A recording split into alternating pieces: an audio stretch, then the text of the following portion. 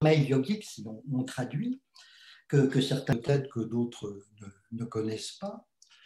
Et je vous proposais une toute petite introduction en conférence, préparée, mais j'ai vu, c'est extraordinaire que certains ont déjà leur tapis préparé de quoi travailler ensuite, c'est-à-dire de quoi vous allonger.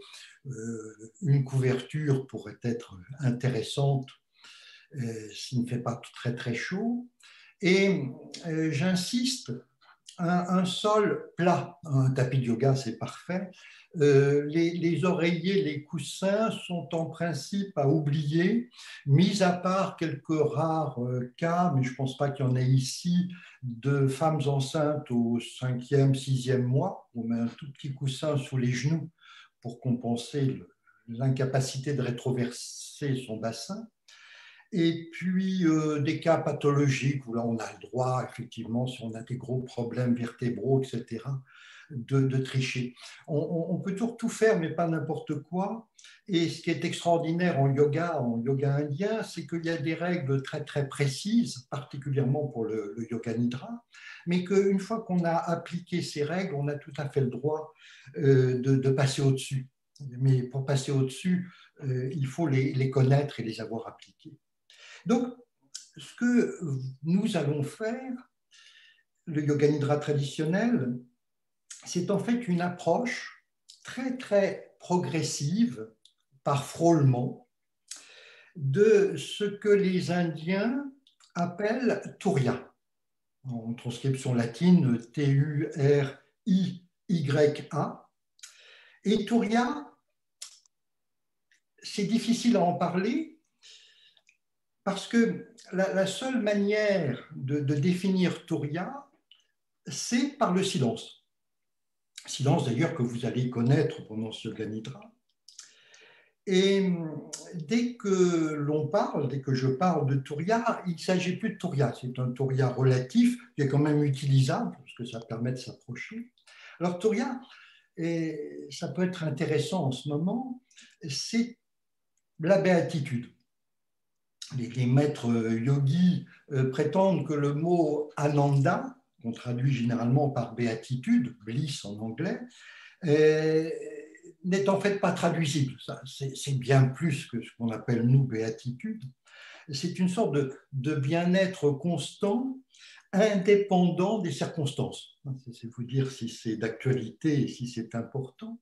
Mais alors, cet état de Turiya, qui n'est plus un état, hein, c'est un petit peu compliqué, c'est la somme des trois états de conscience par lesquels nous passons tous 24 heures sur 24, qui sont l'état de veille, hein, qui est l'état de zoom, qui est l'état où vous êtes tous en ce moment, j'espère, l'état de sommeil profond.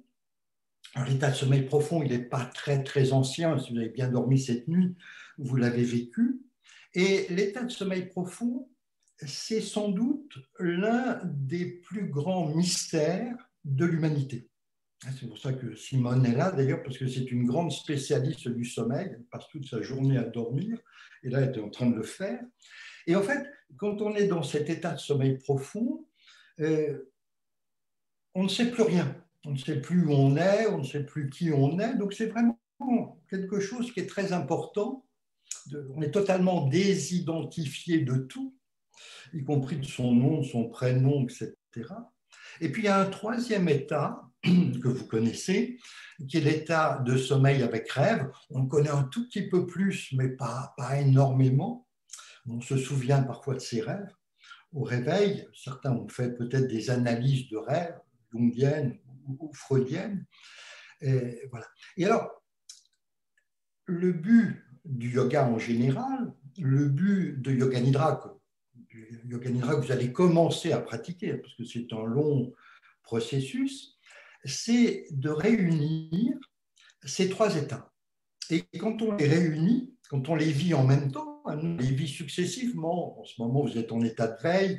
En principe, ce soir, vous allez tomber, si tout se passe bien, dans le sommeil profond, puis dans le sommeil avec rêve. Et en fait, selon les yogis, on est qu'un tiers de nous-mêmes, parce que nous nous identifions uniquement à notre état de veille. Les deux autres états, on ne s'en préoccupe pas ou très peu. Et donc, le quatrième état, qui est Turiya, et souvent le mot Turiya, on le définit comme le quatrième état, c'est la somme de ces trois états, c'est-à-dire le fait de les vivre en même temps, ce qu'on va essayer de tenter en Yoga Nidra, et paradoxalement, c'est pour ça que le silence s'imposerait, ce quatrième état, c'est le silence. Et ce n'est plus un état, c'est bien au-delà. Alors, j'en regardais l'autre jour les vieux films des Marx Brothers. Je suis très, très marxiste, tendance Harpo. Et vous savez, Harpo, regardez ça sur YouTube, il y a des passages, c'était ils sont quatre, les Marx Brothers, ça tombe très, très bien. Et le quatrième, Harpo, qui joue de la harpe, est muet. C'est-à-dire qu'il s'exprime tout le temps en silence, ce qui est très paradoxal d'ailleurs par rapport aux trois autres qui sont très, très parlants. Voilà. Et je me suis dit, les Marx Brothers, c'est vraiment l'image du Yoga Nidra. Regardez les films, vous avez. Donc, en Yoga Nidra, et particulièrement dans ce que je suis en train de vous expliquer, nous sommes dans ce que les Indiens appellent des moyens habiles. Alors, faites attention à ces terminologies, parce que les bouddhistes, et particulièrement les bouddhistes tibétains, ont repris l'appellation en faisant tout autre chose. Donc, on est dans les moyens habiles indiens, hindous, ceux du yoga. Et les moyens habiles, ce sont des moyens, des simplifications outrancières du réel. Le réel, c'est là où vous vivez en ce moment, et vous avez sans doute repéré que ce réel, il est assez dur. On se heurte à lui difficilement. Alors, pour arriver à comprendre quelque chose à ce réel, dont vous faites partie, dont nous faisons partie, pour essayer de comprendre quelque chose à nous-mêmes, et ce serait essentiel peut-être, le yoga, et particulièrement le yoga nidra, propose de passer par ces moyens habiles qui sont une simplification, je vous disais, outrancière. Ce n'est pas le réel. On va modéliser, comme diraient les scientifiques, ce réel, le simplifier à l'extrême. Et alors, surtout, c'est essentiel, ne prenez pas ces moyens habiles pour du réel. C'est une simplification ridicule, mais qui va vous permettre, qui va vous donner des clés, qui va vous donner des outils et vous permettre de comprendre ce réel, d'une complexité, ne serait-ce que vous-même, incomparable. Et peut-être que l'erreur qu'on est en train de faire en yoga en Occident, c'est souvent, malheureusement, de prendre ces moyens habiles, qui sont juste un passage, après on va revenir dans le réel, pour le réel. Par exemple, l'histoire des chakras, qu'on ne va pas aborder ici, mais qu'on aborde dans Yoga Nidra, ça n'existe pas. Vous n'avez pas des chakras le long de votre colonne vertébrale. C'est un moyen de comprendre un long processus, qui est celui de Kundalini, qui est celui de toute sadhana. Vous partez du bas de la colonne vertébrale, vous allez monter jusqu'au-dessus de la colonne d'ailleurs, et à chaque étape, il va se passer des choses extraordinaires, vous allez rencontrer des mondes extraordinaires, des animaux, des sons, des couleurs, des archétypes qui vont vous permettre d'évoluer. Mais les chakras, ça n'existe absolument pas. L'ouverture des chakras, voilà, c'est des moyens habiles. Après, vous allez revenir à la réalité. La réalité, c'est une longue colonne vertébrale où il y a une infinité d'étapes et tout un processus de travail. Alors, l'intérêt du Yoga Nidra, qui n'est absolument pas une relaxation, encore moins une thérapie, c'est un art. Et son intérêt, ça va être de vous approcher très, très, très, très progressivement. C'est un processus lent. Si vous voulez aller rapidement, vous faites du jhana yoga, du yoga de la connaissance. Là, voilà. Mais là, on va arriver tout doucement et entre nous, hein, ne le répétez pas, je ne suis pas persuadé que vous arriverez un jour à Turiya. Moi-même, je ne suis pas persuadé que je l'atteindrai. L'important, c'est pas la destination, c'est le cheminement. Et d'ailleurs, quand on arrive quelque part, c'est terrible, on va commencer à s'ennuyer, alors que le cheminement était passionnant. Et donc, ce qui va être important, c'est cette longue approche qui va être peut-être très décevante si vous commencez le yoga nidra, parce que les premiers yoga nidra, et même éventuellement les premiers d'une série, celui que vous allez faire tout à l'heure, sont toujours très décevants. Vous allez vous nettoyer de tous vos miasmes, de tout ce que les Indiens appellent les samsaras. Ça risque d'être assez douloureux, vous allez avoir mal à l'arrière du crâne, vous allez être dans un état peut-être même d'agitation, tout le contraire de ce à quoi vous vous attendez. Ce qui est pas inintéressant, hein, c'est aussi un moyen de sélection. C'est pas rien le yoga nidra. Voilà. Et souvent, je préfère vous avertir avant, le premier yoga nidra, alors qu'on attend la béatitude, il va être douloureux, corporellement douloureux. Alors vous allez dire, c'est parce qu'il ne voulait pas que je mette de coussins, etc. Non, non, pas du tout. C'est parce que vous êtes dans des conflits que tous les aspects de vous-même sont dans des conflits, votre corps, etc. Le yoga nidra met 6 aspects en fait de vous-même, qui est un moyen habile. En fait, c'est une grande continuité. L'intérêt du yoga nidra, l'intérêt de s'approcher tout doucement de la béatitude, d'abord, c'est parce que vous allez l'atteindre un jour, la béatitude. Alors, c'est une béatitude progressive. Au début, vous aurez mal partout. Et puis, dans ce mal-être des fois très physique, vous allez rencontrer des tout petits morceaux. Au début, ce sera du contentement. Mais ça va vous paraître très étrange, ce contentement, parce qu'au début, vous allez voir souvent au yoga nidra, tout va mal. Tout s'agite, chitta. Chitta, c'est une partie de votre conscience. Et je dis toujours, c'est le nom du singe de Tarzan. Ça ne s'écrit pas pareil, mais ça se prononce exactement pareil, ce qui n'est sans doute pas un hasard. Et chitta, c'est une conscience, une partie de votre conscience, on est toujours dans les moyens habiles, simiesque, singe. Vous avez un petit singe en vous qui n'arrête pas de bouger. Et vous allez le rencontrer en yoga nidra. Et puis, de l'autre côté, à l'autre bout de cette conscience, qui est souvent donnée comme une sorte de tube, comme l'enseigne des tabacs, exactement, mais horizontale, vous avez Turiya. Voilà. Et le drame, notre drame selon le yoga, c'est que nous nous identifions à Chitta, Chitta est là, alors que Turiya, Chitta est derrière les yeux, derrière les 5 sens, Turiya est là. Et ce qui est extraordinaire, c'est que quand vous vous situez, quand on demande qui vous êtes, et c'est un archétype, dans le monde entier, tous les humains font la même chose, on met tous sa main là. Et c'est un des grands mystères. Qu'est-ce qu'il y a derrière cette main? Il y a Anahata, le chakra du cœur, mais pas seulement. C'est le siège physique de Turiya. Et on le sait, puisqu'on met sa main là, alors qu'on devrait mettre sa main là, ou dans le dos, ou sur le sexe, ou je ne sais pas où. Non, non, tout le monde est d'accord là-dessus. Donc, Turiya, d'abord, ça va vous amener une paix, une sérénité progressive.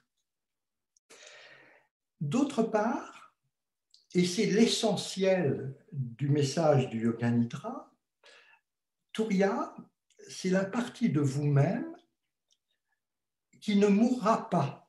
Et donc, si vous arrivez, non pas à vous identifier à Turiya, parce qu'on ne peut pas s'identifier à ce qu'on est, tout le reste de vous-même, tout ce qui nous importe, votre corps, votre personnalité, votre ego, etc., tout ça est mortel. Non seulement c'est mortel, mais ça se détruit tout doucement depuis la naissance. Vous perdez des dents, vous perdez des cheveux, et puis le vieillissement approche, vous perdez des fonctions, etc., etc. Donc ça, c'est pas vous. Il ne faut pas du tout vous identifier à vous, ça vous appartient. C'est extraordinaire d'avoir un corps, il faut en profiter parce que c'est lui qui vous a amené devant cette caméra. Mais petit à petit, ça ne va pas passer par l'intellect, c'est ça qui est génial, c'est que vous n'allez plus avoir peur de mourir puisque vous êtes immortel. La partie de vous essentielle, elle est immortelle. Vous allez perdre votre corps, votre personnalité, etc., un jour ou l'autre. Selon le Yoga Nidra, et c'est passionnant à connaître, on vous a confié soit à votre conception, soit à votre naissance, 6 instruments. Il y en a 6. C'est un moyen habile, en fait, il y en a beaucoup plus. Et donc, ces 6 instruments, ce sont des instruments. Ça vous appartient, vous en avez la jouissance, mais il faut savoir s'en servir. Ce sont des instruments comme des instruments de musique et vous allez apprendre à vous en servir. Et donc, avec 6 instruments, vous allez faire un petit orchestre de chambre, hein, quand vous saurez non seulement vous servir de chaque instrument, mais quand vous deviendrez virtuose de chacun d'eux. Alors, il y a d'autres fonctions extraordinaires dans Turiya. Il y en a une qui est très intéressante puisqu'on est sur Zoom, c'est que quand vous atteignez Turiya, quand vous vous approchez de, on va dire, Turiya, vous allez rentrer, et ça, Carl Gustav Jung l'a presque compris à la fin de sa vie, malheureusement il est mort trop tôt, et vous allez rentrer dans un Turiya, dans une conscience universelle, c'est-à-dire une sorte d'internet, mais sans spam, sans bug, sans besoin de vous inscrire. Enfin, il faut aller vers l'état de Turiya. Et cet internet qu'on connaît tous d'ailleurs, mais à des niveaux moindres, ça s'appelle l'intuition. Et ce qui est terrible, c'est qu'on est dans une société où on rejette totalement l'intuition. Il se trouve que tout autour de chez moi, j'ai plein de scientifiques, parce que la fac de Rennes scientifique n'est pas très loin, et j'adore, comme moi, habiter à la campagne, et tous me racontent que les grandes découvertes scientifiques, prenons la relativité d'Einstein, a été faite par Einstein en rêvant. Bon, il avait travaillé pendant 30 ans intellectuellement avant, il avait préparé, etc. Mais l'intuition est extraordinaire. L'intuition, c'est le plus grand gourou, le plus grand maître que vous pouvez avoir.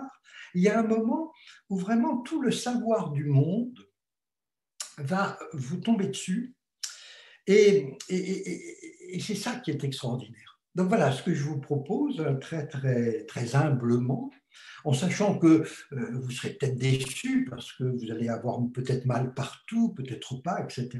Chacune va travailler à son niveau. Donc ce que je vous propose, c'est le passage à l'acte qui va consister donc dans quelques minutes à allonger votre corps.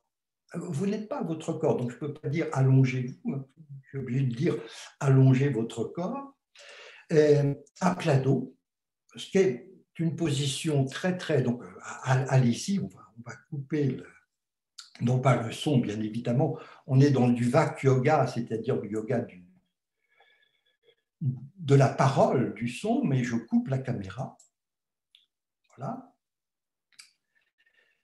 Et donc, vous allongez votre corps à plat dos, à même le sol, à même le tapis.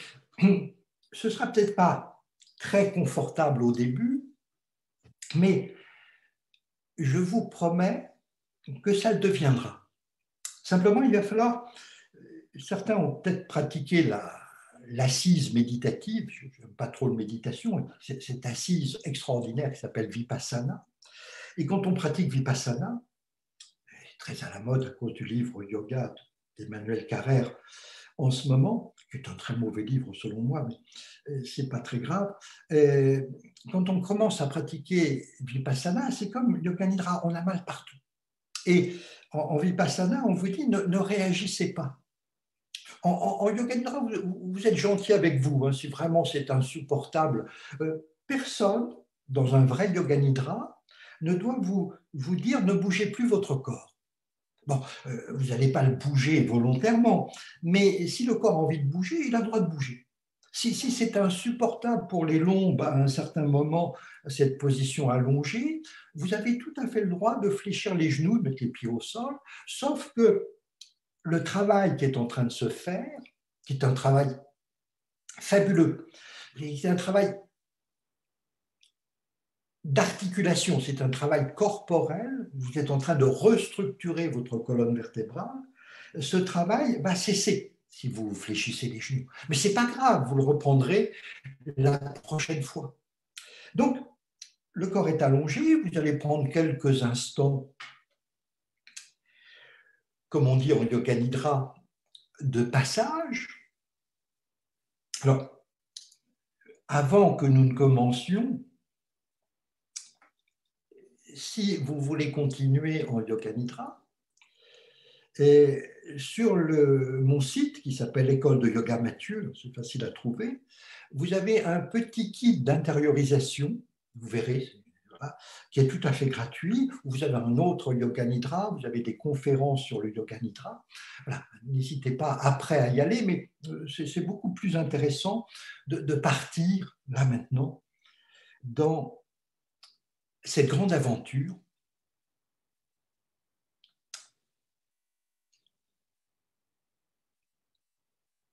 Le réel, ce qui nous intéresse, hein, ce n'est pas les moyens habiles qui nous intéressent, mais pour atteindre ce réel, tu vas être obligé de passer par ces moyens habiles. Le réel, paupières closes, maintenant, tu peux le percevoir. Et réellement, c'est le cas de le dire, ce réel est très surprenant. On vit dans un monde fantastique, ou plus exactement, tout simplement, vous vivez, nous vivons. Et vivre, c'est ce qu'il y a de plus extraordinaire. C'est un cadeau qui nous a été fait, fabuleux, donc ne le gâchez pas. Je suis très vieux et j'ai eu la grande chance, quand j'avais 18 ans, en 68, en mai 68, d'arriver à la Sorbonne qui était occupée et de voir sur le mur de la Sorbonne, et je m'en souviens encore, un slogan célèbre, mais malheureusement que personne n'a jamais vraiment écouté: ne perdez pas votre vie à la gagner.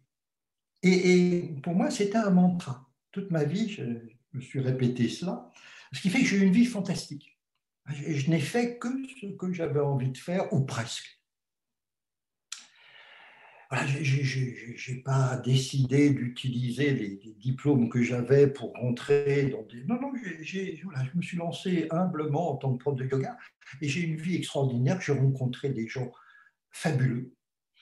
Et voilà, la vie, c'est un superbe cadeau.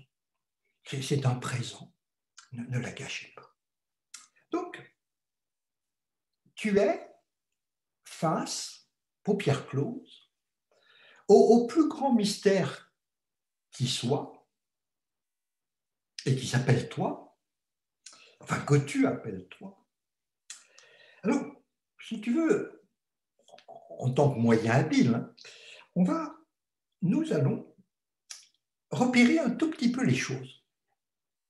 La première chose repérable, qui semble repérable, parce que tu vas voir, c'est plus complexe que tu le penses, c'est ton corps. Paupières closes, tu ressens la globalité du corps. Et tu vois que ce rapport au corps, qui est essentiel en yoga nidra, va par moments se distancier.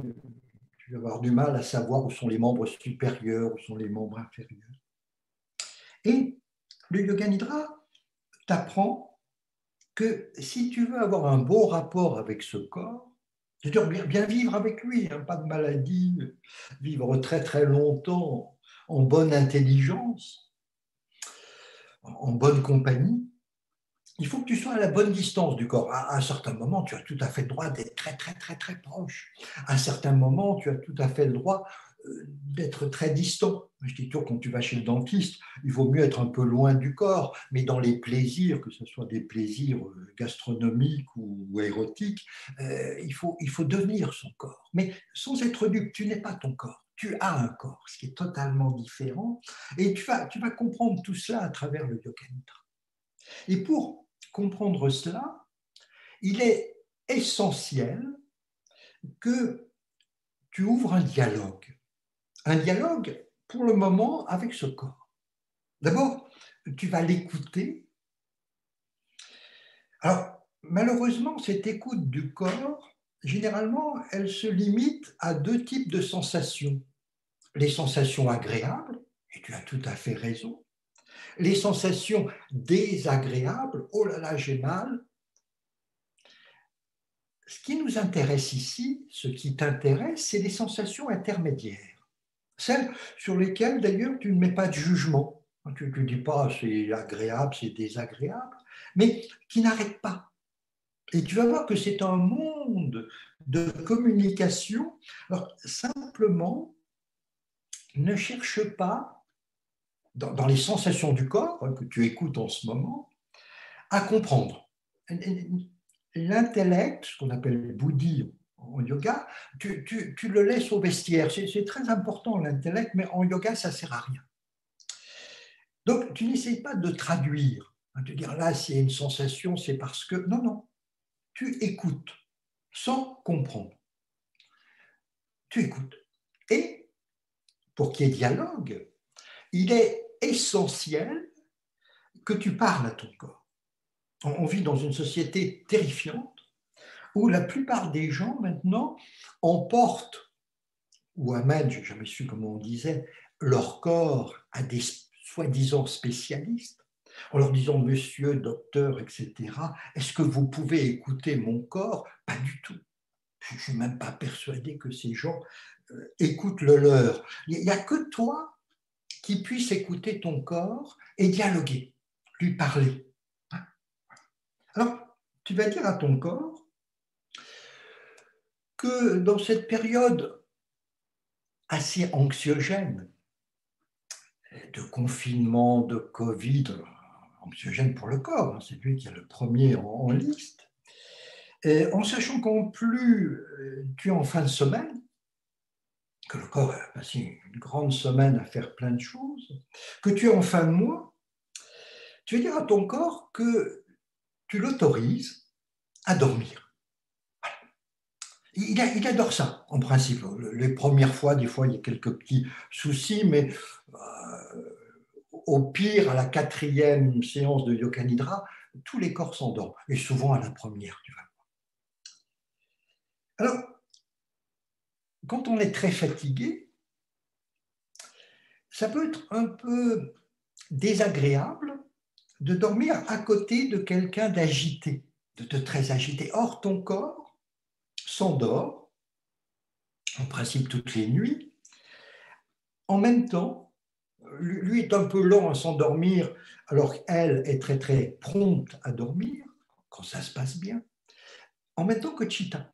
Chitta, c'est cet aspect simiesque de ta conscience qui bouge tout le temps.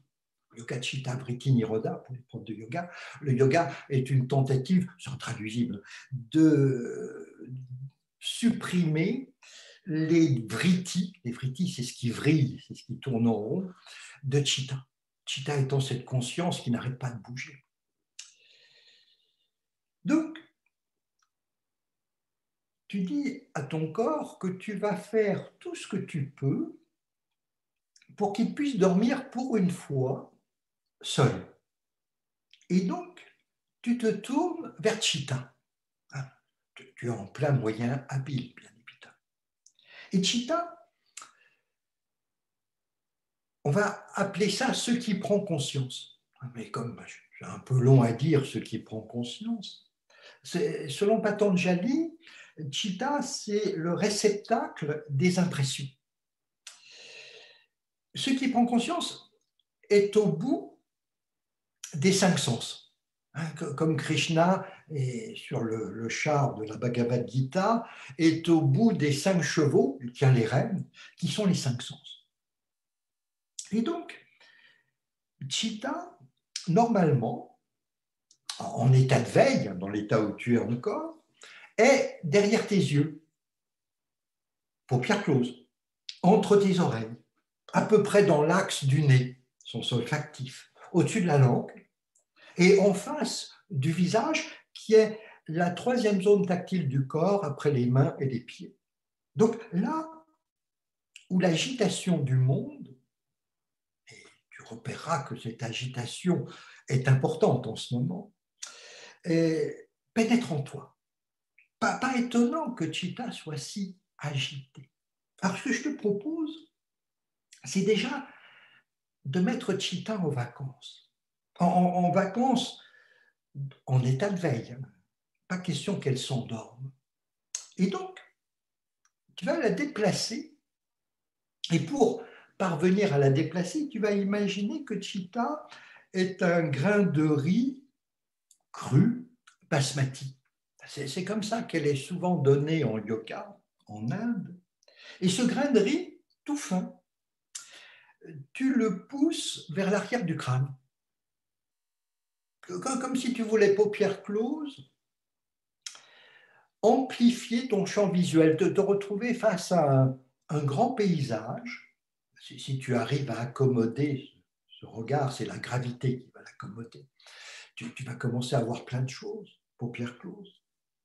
Donc tu vas vers l'arrière du crâne, vers cette zone d'ailleurs qui, sans doute dans quelques instants, sera un petit peu sensible, mais pas douloureuse. Hein. C'est toi qui va dire qu'elle est douloureuse parce que tu n'aimes pas les nouvelles sensations.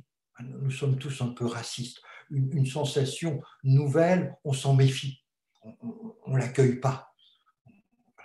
On dit, oh là là, elle n'est pas bonne, alors que pas du tout.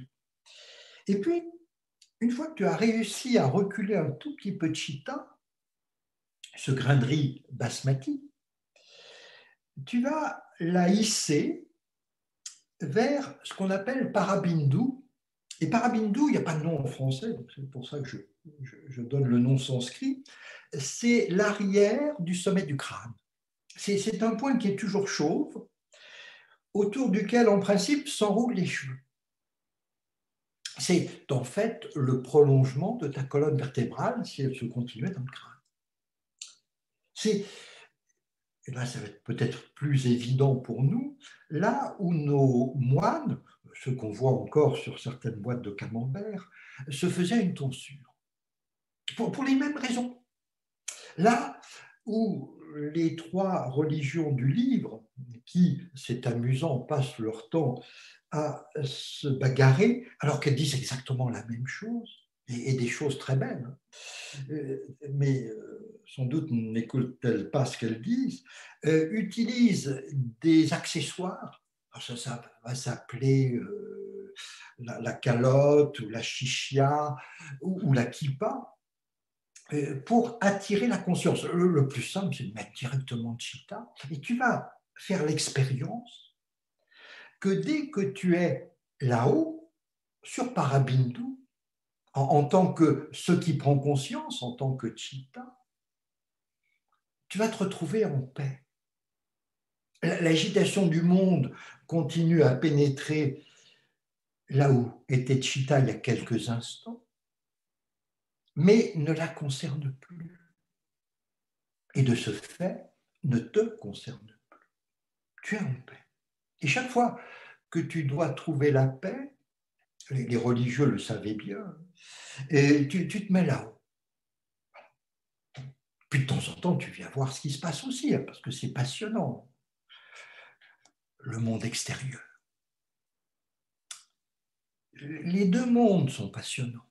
En Inde, on raconte cette chose fabuleuse, c'est que quand tu es né, à la seconde de ta première inspiration, on est toujours dans une inspiration,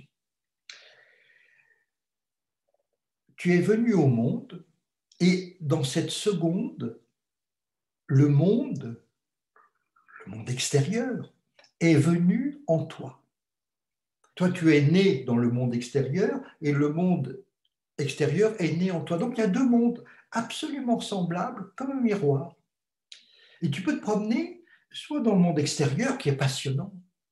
Je passe ma vie, pas en ce moment, mais à voyager. Et puis, tu peux te promener, et pendant les confinements, ça a été très précieux, dans ce monde intérieur qui est tout aussi passionnant, c'est le même. Il est même possible d'être dans les deux mondes en même temps, c'est ce qu'on appelle les pèlerinages. Enfin, si on fait le pèlerinage en tant que pèlerinage, bien évidemment. Donc, résumons la situation. Chita est en train de s'endormir. Le corps, pardon, est en train de s'endormir et Chita est en train d'essayer de s'identifier à l'arrière du sommet du crâne.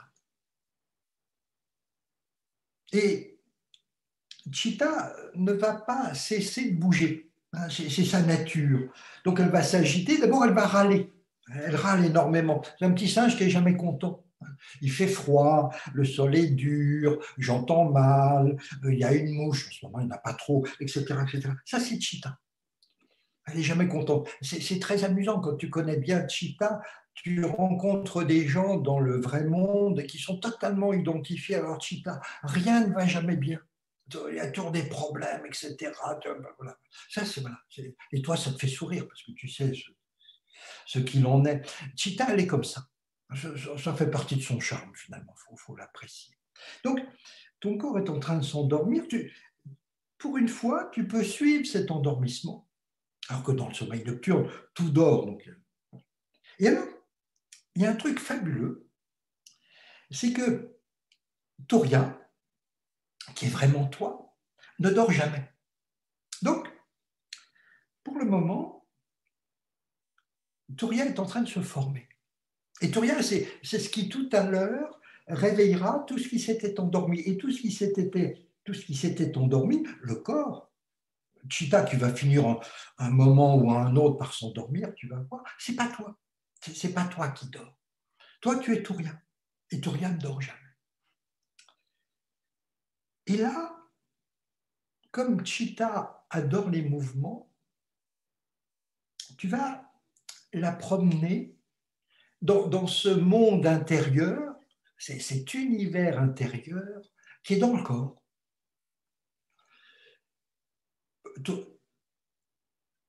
Chita, petit singe, est à l'arrière du sommet du crâne. Ou si elle n'y est plus, elle est dans des agitations, peut-être dans le sommeil. Tu la sors de là où elle est et tu la ramènes.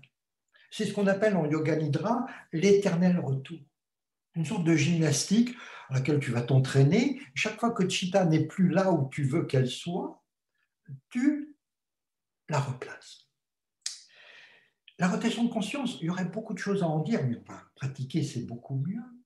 Mais c'est quelque chose d'essentiel. Tu sais que ton corps a besoin, pour bien vivre, de plein de choses. Il a besoin de sommeil, il a besoin de nourriture, il a besoin de boisson, il a besoin de tendresse, il a besoin de lumière, il a besoin de soleil, il a besoin d'air, etc. Et ça, il a. Mais ce qui lui manque le plus, ce qui lui fait défaut peut-être, c'est de la conscience. Et donc, par Chitta, Chitta c'est ce qui prend conscience, tu vas apporter à ce corps un tout petit peu de conscience. Alors, au début, tu vas voir, il y a des zones peut-être qui vont refuser. Il y a des zones qui ont tellement plus l'habitude d'avoir de la conscience que ça va être trop pour elles. Mais en répétant cette rotation de conscience, tu vas voir que tout va bien se passer. En tant que Chitta, tu es à l'arrière du sommet du crâne, où tu y reviens. Et puis tu étales Chitta, ta conscience, ce qui prend conscience, sur ton front, jusqu'au temple. Sourcils, paupières, pommettes, joues, bouche, langue, palais, menton. Tu remontes la mâchoire inférieure, oreille, tactile, caresse de l'air sur les deux pavillons. Et puis, là, tu prends le temps, le pouce de ta main droite. Si jamais tu étais gaucher, gauchère, tu peux très bien commencer à gauche et tout inverser. Donc, le pouce de ta main droite, et tu prends le temps déjà de le localiser. Le vrai pouce, hein, pas l'image que tu t'en fais, pas le pouce anatomique. Non, ce qui t'importe, c'est le pouce atomique, celui qui vit 37,2 degrés à l'intérieur de chaleur. qui est tropical, qui bouge. Tu sens la danse des particules qui le constituent. Tu ne le bouges pas. Et puis, assez rapidement, et ça c'est pour distancer l'intellect, tu vas prendre conscience de l'index, toujours à la main droite, majeur, caresse mentale, annulaire, auriculaire, paume, dos de la main, poignet, l'avant-bras, coude, bras, l'épaule droite, poitrine omoplate à droite qui respire. Ça respire aussi à gauche, mais toi tu focalises à droite. Côte, moitié de la taille, toujours à droite, moitié du bassin, tout ça respire, cuisse, à droite, genou, l'ensemble jambe-mollet, la jambe anatomique du genou au talon, cheville, talon, dessus du pied, plante du pied, gros orteil, deuxième, troisième, quatrième, petit orteil droit, le pouce de ta main gauche, là où il est, index à gauche, majeur, annulaire, auriculaire, paume, dos de la main, poignet, avant-bras, coude, bras, épaule gauche, poitrine omoplate à gauche, côte, moitié de la taille, moitié du bassin, cuisse, toujours à gauche, genou, jambe, mollet, cheville, talon, dessus du pied, plante du pied, gros orteil, deuxième, troisième, quatrième, petit orteil, gauche. Seconde rotation de conscience, un peu plus rapide, un peu plus fluide, pas d'effort. Tu pars du pouce de ta main droite, là où il est, index, majeur, annulaire, auriculaire, paume, dos de la main, poignet, avant-bras, coude, bras, épaule, poitrine omoplate, toujours à droite, côte, taille, bassin, cuisse, genou, jambe, mollet, cheville, talon, dessus du pied, plante du pied, gros orteil, deuxième, troisième, quatrième, petit orteil, le pouce de ta main gauche, index à gauche, majeur, annulaire, auriculaire, paume, dos de la main, poignet, avant-bras, coude, bras, épaule gauche, poitrine omoplate, côte, taille, bassin, cuisse, genou, jambe, mollet, cheville, talon, dessus du pied, plante du pied, gros orteil, deuxième, troisième, quatrième, petit orteil. Et là, en tant que chitta, tu reviens te blottir dans les narines, là où l'air pénètre, là où l'air ressort, et tu peux tout à fait accentuer subtilement, légèrement ta respiration. Petite fraîcheur, petite tiédeur.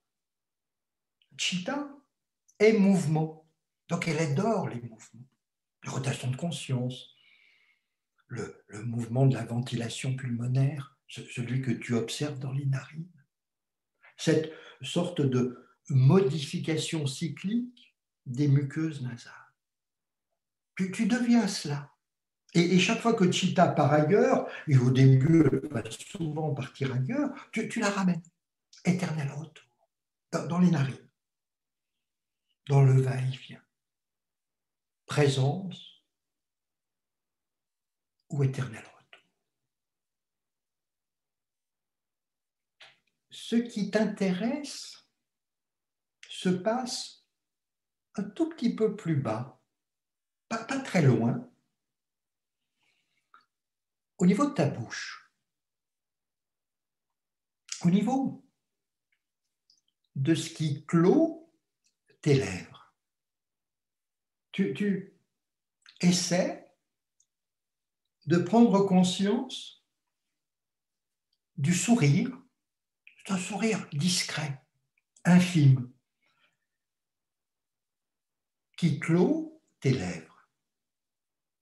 Il est tellement subtil, ce sourire, que tu vas le trouver presque plus facilement vers l'intérieur de la bouche, vers le côté humide, que vers l'extérieur. Et pour t'aider un peu, ce sourire infime, tu le connais. Tu le connais d'abord parce que c'est celui de l'assise méditative, c'est celui du yoga. Et que tu l'as déjà vu sur le yogi le plus représenté au monde, Siddhartha Gautama, le Bouddha, qui, ne serait-ce que sur les statues, a exactement le même sourire. Et tu essaies de percevoir, je dirais, la sensation du sourire qui est sur tes lèvres, tel qu'il est, sans chercher à l'amplifier, un sourire paisible, un océan de contentement. Et tu vas véritablement t'abreuver, te nourrir de la sensation de ce sourire, je dirais presque du sentiment de ce sourire, tel qu'il est. Tu le deviens.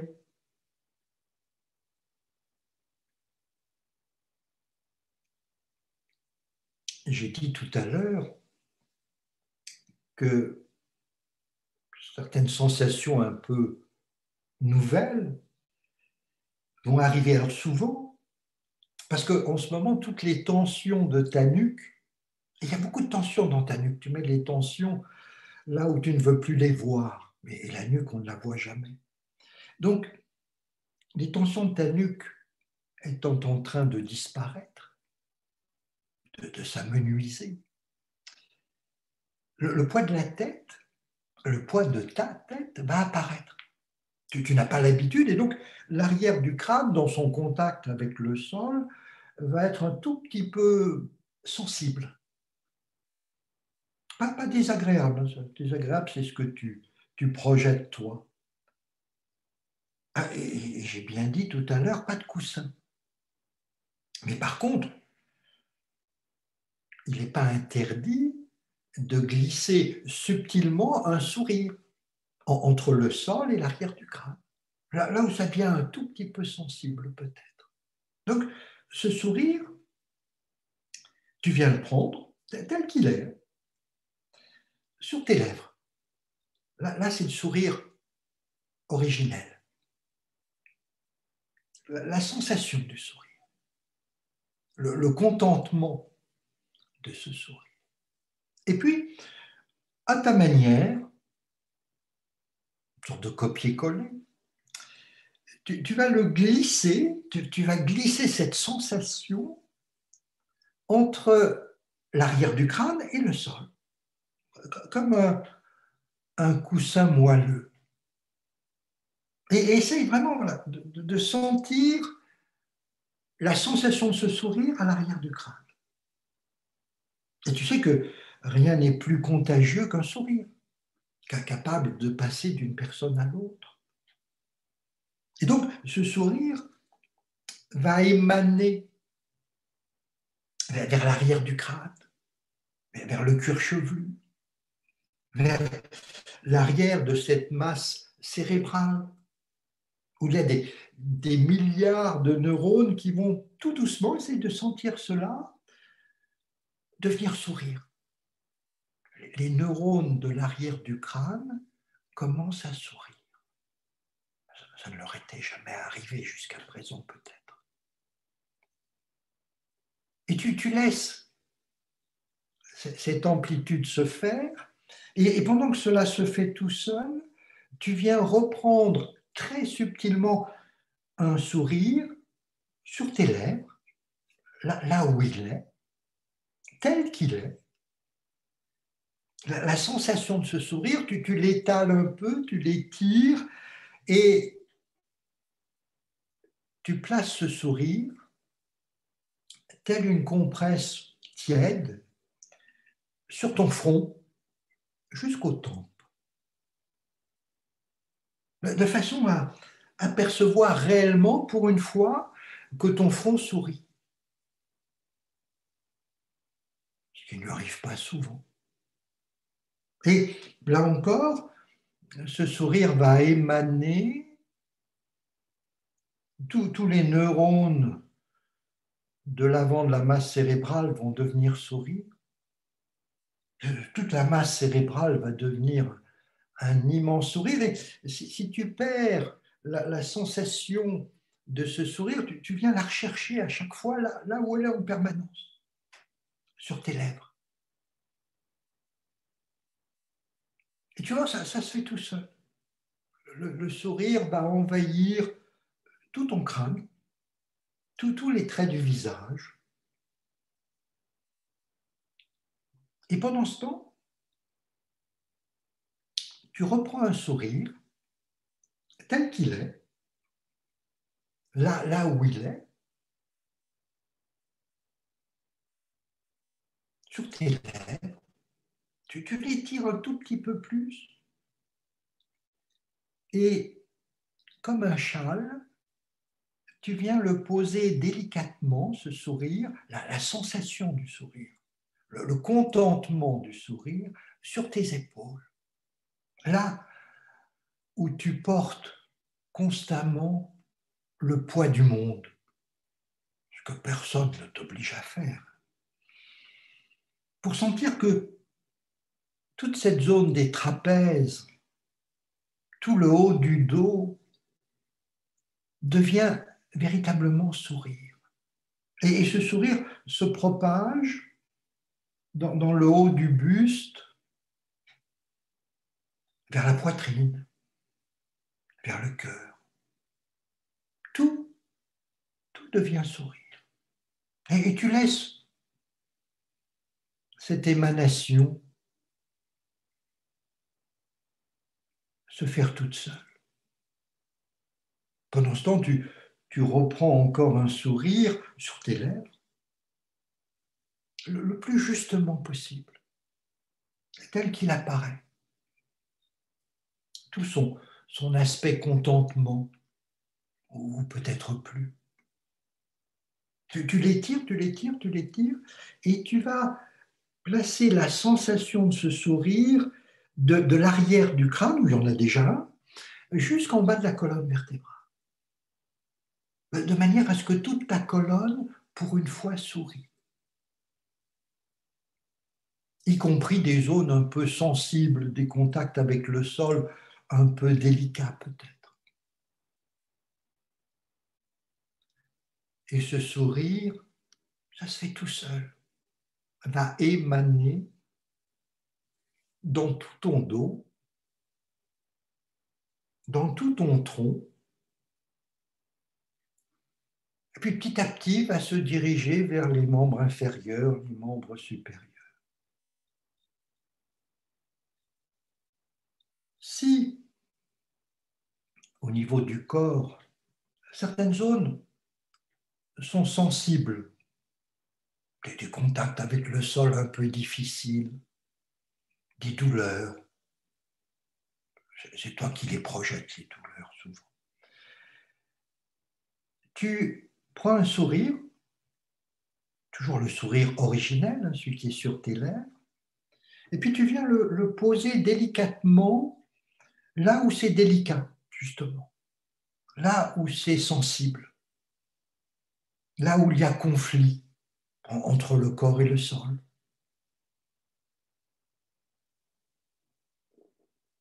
Si dans ton corps, il y a des zones fragiles, peut-être simplement un peu paresseuses, ou des zones qui ont subi des traumatismes, des maladies, des opérations, des fractures. Tu viens y déposer les prochains sourires. Et s'il n'y a rien de particulier, tu es dans cette émanation, c'est-à-dire que tout ton corps est en train de devenir sourire. Le même sourire que celui que tu peux percevoir en même temps sur tes lèvres.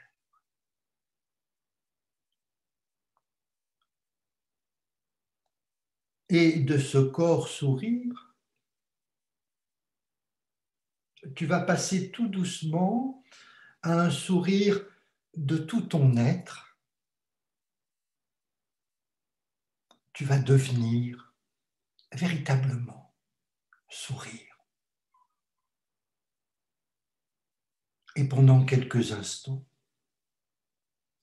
tu vas t'abandonner totalement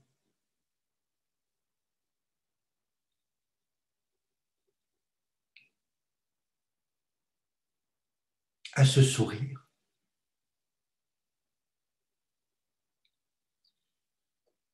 Et au silence.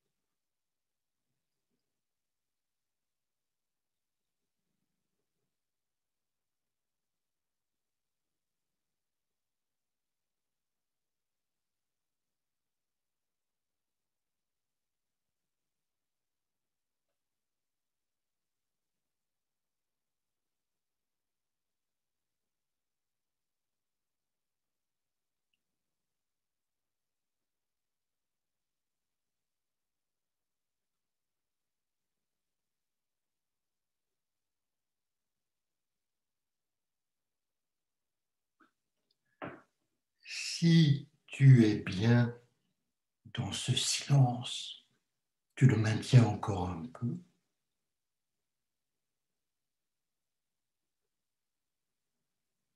Et puis, quand tu veux, et ça se fait tout seul, c'est Touria qui va progressivement, doucement, réveiller tout ce qui s'était endormi. Et tout ce qui s'était endormi, ce n'est pas toi. Ce sont des instruments qui t'appartiennent. Le corps, Chitta, etc. Donc si le corps a eu du mal à s'endormir, ça peut arriver. Tu le bouges, tu as envie de bouger. S'il est bien, l'endormissement du corps, c'est cette sorte d'inertie. Le corps n'a plus du tout envie de bouger. Il dort. Et ça lui arrive rarement de dormir. Dans le sommeil nocturne, il n'a jamais le temps. Tu le laisses encore un tout petit peu et puis tu vas le réveiller par ces gestes, le mystère des gestes. Le fait de décider, par exemple, d'écarter tes orteils, et tu vas voir que tes orteils s'écartent sans que tu saches vraiment qui a sélectionné les articulations, les muscles. Tu, tu, tu touches le bout des doigts avec les pouces.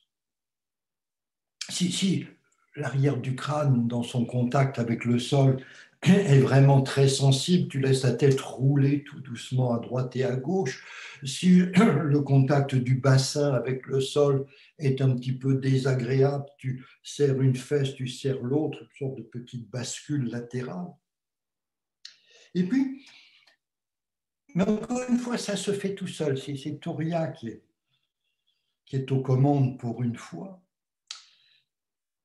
Tu vas faire venir à toi quelque chose qui est essentiel et qu'on maltraite énormément dans notre tradition, dans notre civilisation, dans notre monde actuel, qui sont les bâillements, les soupirs et surtout les étirements. Simone, qui est toujours à côté de moi, est une grande spécialiste de cela. Regarde, un chat qui se réveille, qui sort de sa sieste, c'est magnifique, il va se mettre à bâiller, à s'étirer. Même chose avec les chiens. Feeling n'est pas loin. Je leur remercie de ne pas avoir aboyé pendant la séance. Et même chose aussi avec les bébés. Il n'y en a plus à la maison, mais les bébés sont capables, pendant quelques... Les bébés sont des grands yogis, mais ça ne dure pas, malheureusement. Et donc, tous les matins, au réveil, il faudrait s'étirer, bâiller, sonoriser les bâillements. Voilà. Quitte à remettre ton micro pour aider ceux qui ont du mal à les sonoriser, c'est quelque chose qui est essentiel. Donc tu vas essorer tout ton corps, plein de fois, ça se fait tout seul. Les moments de lâcher prise, tu laisses les choses se faire, il y a des moments où et tu prends le temps. Si tu l'as, prends tout ton temps, tu reviens tout doucement dans ce réel avec des clés. Maintenant, les premières clés, mais il y a des choses que tu commences à connaître. Tu vas t'amuser de Chitta qui ne va pas arrêter toute la journée de se balader à droite à gauche et de te balader à droite à gauche, etc. Il faut aimer Chitta. C'est un petit singe, c'est sympathique les petits singes. Simplement, faut la prendre pour ce qu'elle est, pas plus. Il ne faut pas lui demander ce qu'elle n'est pas capable de faire.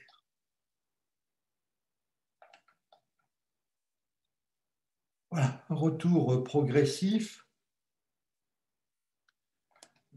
Je dis souvent, ce retour qui est très très personnalisé ressemble à s'y méprendre à certains programmes de lave-linge avec des essorages, des lâchers-prises,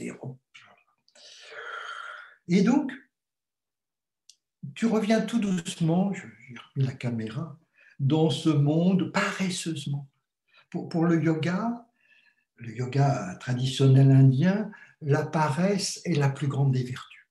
Maintenant, ce n'est pas forcément un cadeau parce que la paresse peut être très difficile, mais ça, c'est une autre histoire.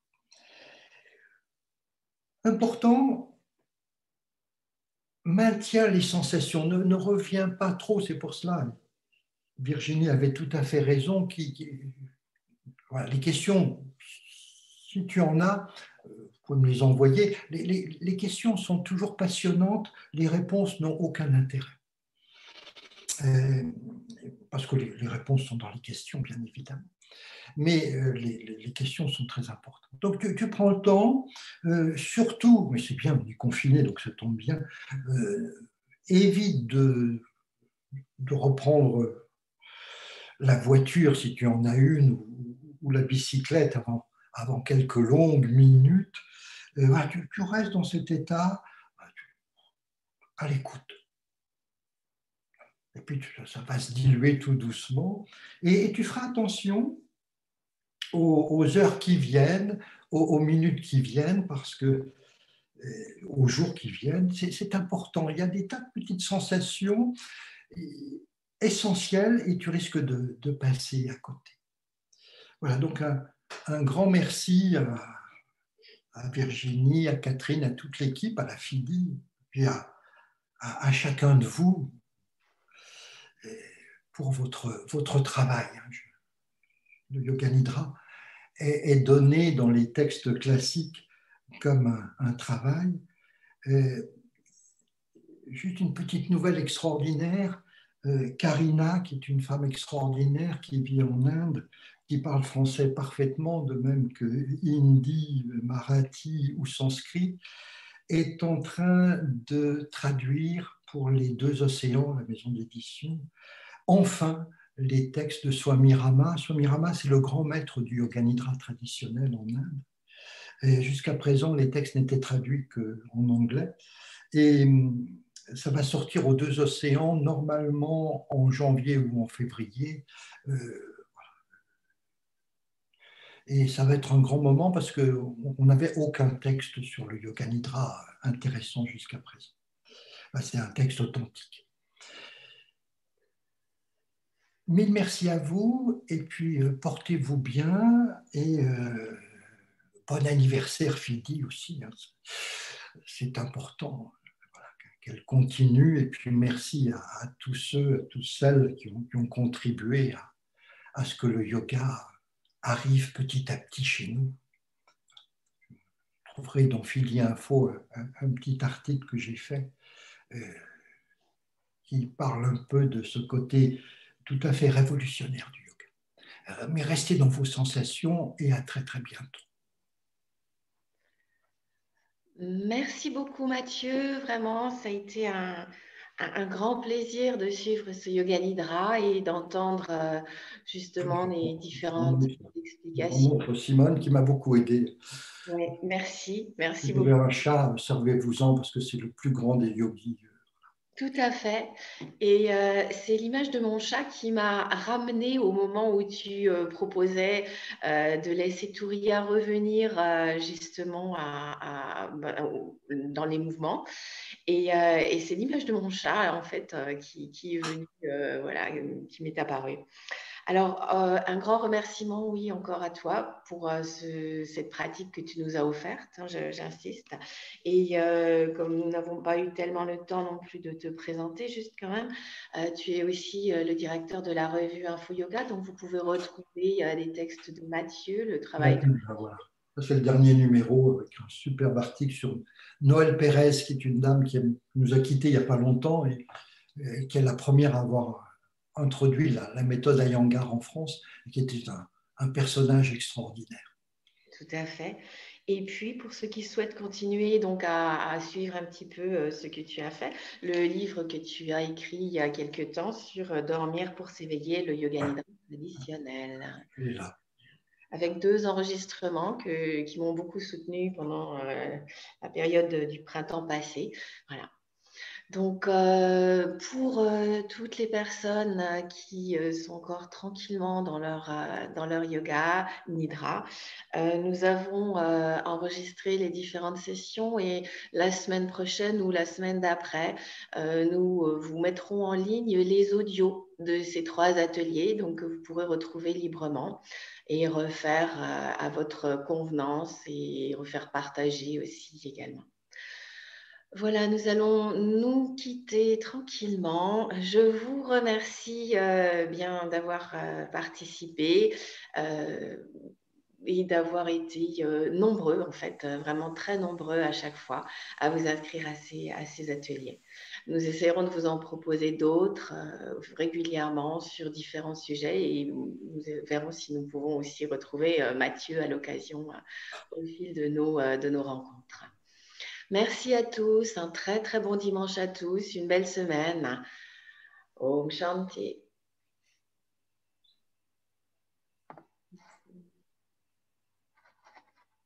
Et je vais mettre fin à cette réunion pour tout le monde. Merci. Au revoir.